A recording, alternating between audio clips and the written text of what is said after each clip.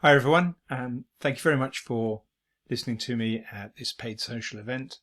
My name is Dixon Jones and I'm part of the Majestic group, and I'm going to be talking to you today about influencing the influencers.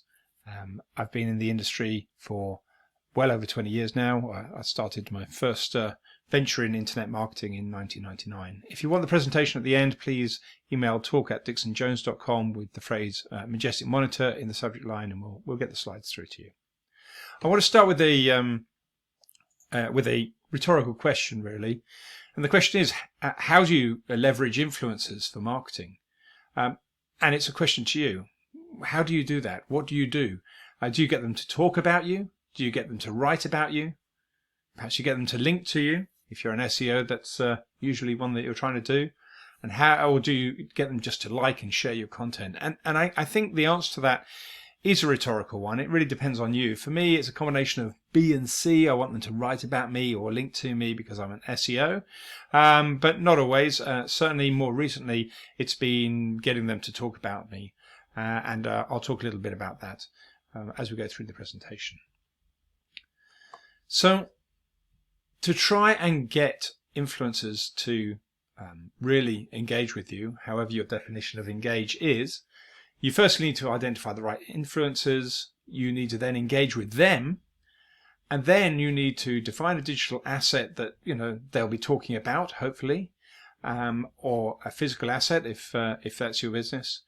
Then you need to prepare a launch for a campaign and monitor the results. This is a workflow for getting influencers to be influenced and then to do some influencing on your behalf.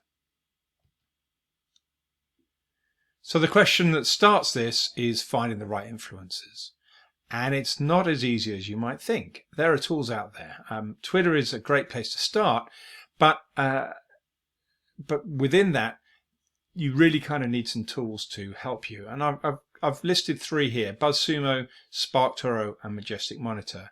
SparkToro is Ram Fishkin's new tool. He's very well known, a good friend of mine. I'm not going to talk so much about that one. I don't know that one so well. I'll talk a little bit about BuzzSumo, and I'll talk a little bit about Majestic Monitor as we go through. But it's not so much about the tools as much as it is about the process.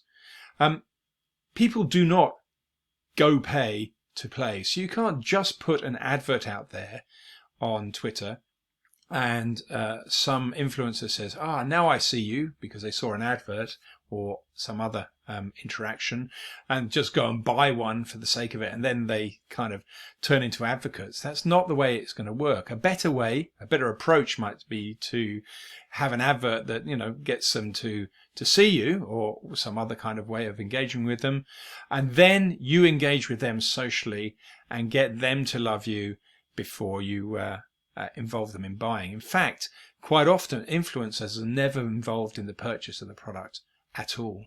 They don't have to buy a product to be able to influence other people.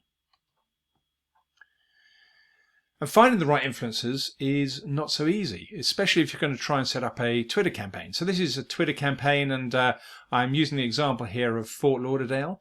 And so if you wanted to try and influence people in Fort Lauderdale, or find influencers in Fort Lauderdale, you might start by trying to create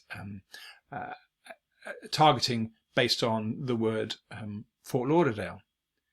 The problem with this in a Twitter campaign is that keywords do not target influencers specifically. They'll just target anybody that happens to be in the Fort Lauderdale area. So what you really want is custom audiences. And custom audiences is above this, and that is a way you can actually target people from a list of Twitter people. You can also target them based on who's used your site or on who's used your app. I don't know how to do those. That involves programming. I'm not that, not that sophisticated. But a Twitter list, if I can identify Twitter people that are influential, then that's going to be a very useful audience for me to target, whether it's through an ad campaign or through any other methodology. I can engage with them later, but I need to get their attention and I need to find out who they are first. But Twitter does not make this easy. If I put Fort Lauderdale into Twitter, for example, I get a bunch of people coming back that may sound appropriate. Fort Lauderdale CF, a football club, Fort Lauderdale Illustrated, Weston Beach. There's one there, Visit Lauderdale, which is got a big blue tick. Now that's a great one. That's brilliant. That's definitely one I want to go to. But the other ones really are not so easy to identify as to whether they're important or not. And so this is where we start to come to other tools to try and help us curate this list of people into the ones that are going to be most influential based around a particular keyword. And BuzzSumo is a really cool tool for this. I have used BuzzSumo in the past, and so if I instead type Fort Lauderdale into BuzzSumo, then I come back with a different list, and I get a lot richer information about who these people are. So I've got here the Fort Lauderdale Mag, Historical Society, or Fit Lauderdale at the top of the BuzzSumo list. And one of the useful things that's here is you can also see their mouthpiece. So if they've linked to a website, then you can see what website they've got on their site as well. And you can filter BuzzSumo, and it's a great tool, really. There are, however, 120 pages of information coming back, so you're going to really want to be able to find the most influential out there. Finding the most influential is really, really important, because Malcolm Gladwell puts it very, very well. He describes three types of people: mavens, connectors, and salespeople. And these three different types of people have a very different effect on people around them. And you really want the people that are going to connect to other people. These are the most effective influencers in social media, in the social media world. But the advantage for BuzzSumo is that if you found these web pages, then you can use something like Majestic's Click Finder tool, if any of you know Majestic.com, which will then say, right, okay, we've got fortlauderdale.gov, sunny.org, and Broward.org, which is the local airport of Fort Lauderdale, and you can use Majestic's backlink finder tool to find all the websites that are linking to two or three of these people. So you can use that, which is great if they all have websites, but unfortunately they don't. And so we kind of really want to find some more signals as to how each person is influential in the context of, in this case, Fort Lauderdale. Because if we just look at the Twitter profiles, it's not easy to say who is the more influential about the concept of Fort Lauderdale on Twitter. So here's two of those profiles. The Historical Society has 1,664 followers, and the Fort Lauderdale Mag has 6,155 followers. So you would assume that the Fort Lauderdale Mag is more influential, and who's to say whether that's correct or not. But I think that there is other ways of saying whether somebody is influential. Following somebody is very, very easy for a person, for you to do on Twitter. It doesn't necessarily mean that you're engaged with that person. So in order to explain how Majestic Monitor does it, I need to show you a little bit about how TrustFlow works. So if we go and have a look at, this is actually the backlink profile of the Historical Society Twitter profile. And what we do here, and how TrustFlow works, is that it crawls the whole of the internet. We have a map at Majestic of every link, or almost every link, on the internet, including links to Twitter profiles. So there are all of these links in the around the Twitter handle here that are linking through to the Twitter profile of the Historical Society, or of the the Fort Lauderdale Mag handle here.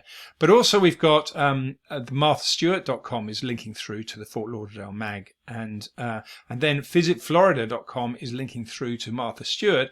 So there is, within two links, a link from VisitFlorida.com, which is a pretty powerful site. We can see by the size of the circle of Visit Florida, going through to Martha Stewart, which is not as big as you might think, and then that links through to the Twitter profile of Fort Lauderdale magazine. So we can use that to try and build a map around how influential any page on the internet is, based on how influential all the pages are that link to those people.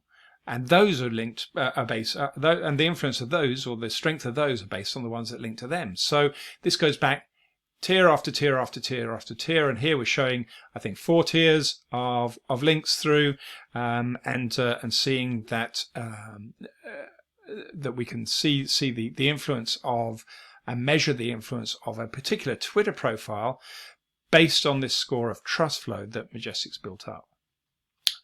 And if we apply trust flow to these two handles, Twitter handles, the Historical Society with only 1,600 followers, and the Fort Lauderdale magazine with 6,000 followers, we find that we've got a trust flow score of 14 with the Historical Society, but no trust really with the Fort Lauderdale magazine Twitter handle.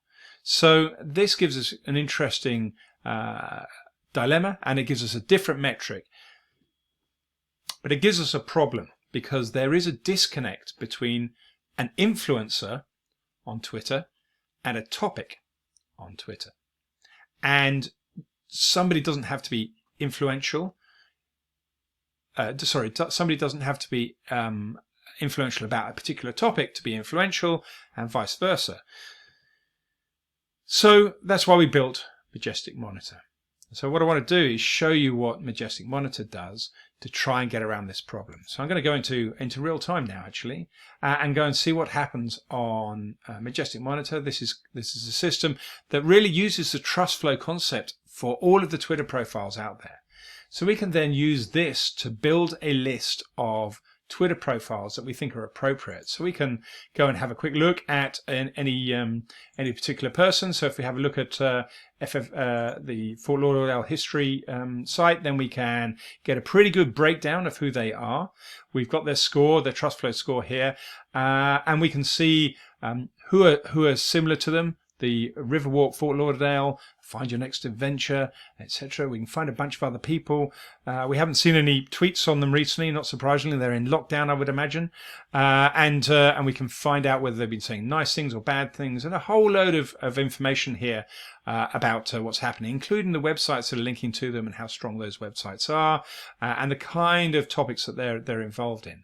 So what we can then do is try and find more people if we want to find people that are like that. Or we can go back and start again and say, right, I'm just interested in the concept of Fort Lauderdale, and then the system will try and find influencers around that particular topic. And it will still use its concept of trust flow to help us work things out, but we can see a bunch of people that are, a bunch of Twitter handles that are influential. We can sort these any way we want. If you want, I can put it into table view, and we can start to use this metric here to try and pull in the most influential ones. So I can pull them down into flow here, and perhaps I don't want FedEx, but I can maybe want the Miami Herald. That'd be a great thing. LA schools, local schools, Broward County, the airport, Miami Beach News. These are guys that are all influential, and we know that they are. So we can then pull these out very, very quickly. We can flip back to the picture view as well, and then we can. I can't pull back to the picture view. There we go. And then we can just download those results and use this as a list. So it's a pretty good use of Majestic Monitor. So you've identified the right users. Let's go through the rest of the campaign and how we go engage with those people, because actually engaging with people is the hardest thing to do. Engaging with influencers is the hardest thing to do. And the way that I do it is networking. I'm in the industry, and I think that if you're a social media marketer, then you really do need to try and be effective in your own industry. For me, it's networking. I think engaging is all about chemistry, not really the tools. I try and buy them beer. I try and get them in one-to-ones. I try and be honest. I try and build trust and try and be sincere. That's my methodology. That's my approach. and I can only do it in industries where I'm influential. I can't do it in Fort Lauderdale though. So tools. I guess you may want tools to do this, and certainly in lockdown and in times where we all started working from home, we have to have other approaches. Tools that I've used, Sendable and Outlook, and we've got a custom backend as well that we can use. There are some really good tools for engaging with people once you've identified those people. HubSpot and Sprout Social.